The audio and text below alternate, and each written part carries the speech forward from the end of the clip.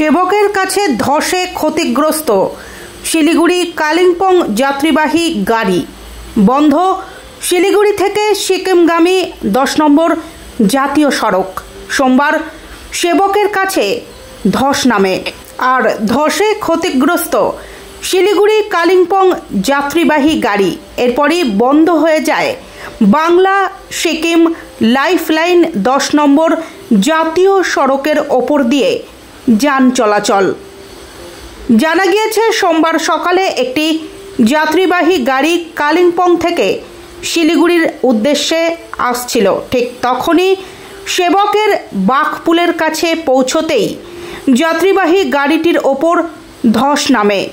এমতাবস্থায় তড়িঘড়ি গাড়িতে থাকা যাত্রী থেকে শুরু করে চালক কোনো মতে গাড়ি থেকে বেরিয়ে যান। ধস এতটাই ছিল যে ব্যাপক ক্ষতিগ্রস্ত হয়েছে যাত্রীবাহী গাড়িটির।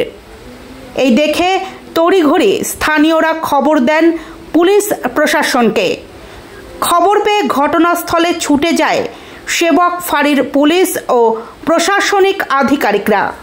পুলিশ সূত্রের খবর, ধসের কারণে ক্ষতিগ্রস্ত হয়েছে যাত্রীবাহী ওই গাড়িটি। তবে এই ঘটনায় কোনো হতাহতের খবর নেই বললেই চলে। ধস সরানোর কাজ ইতিমধ্যেই শুরু হয়েছে।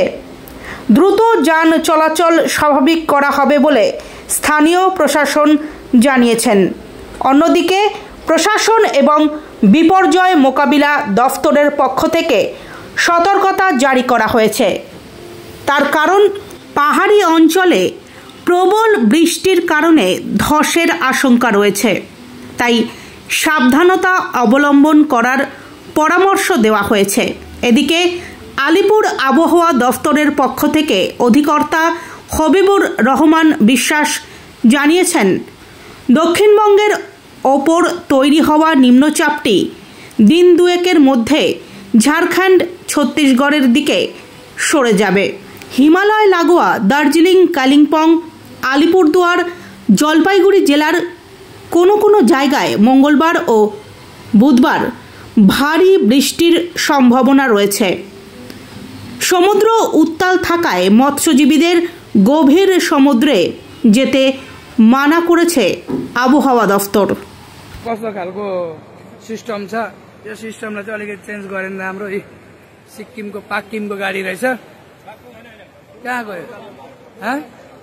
गुरुबथान टु कालिम्पोङको गाडी रहेछ है। हेर्नु त, धन्ना मान्छेहरूलाई केही भएन होला। बनेटमा ढुङ्गा झरेछ, हेर्नु त कत्रो। ल अब आज चाहिँ मेरो कालिम्पोङ क्यान्सलै भयो है। ल क्षमा गरिदिनु होला।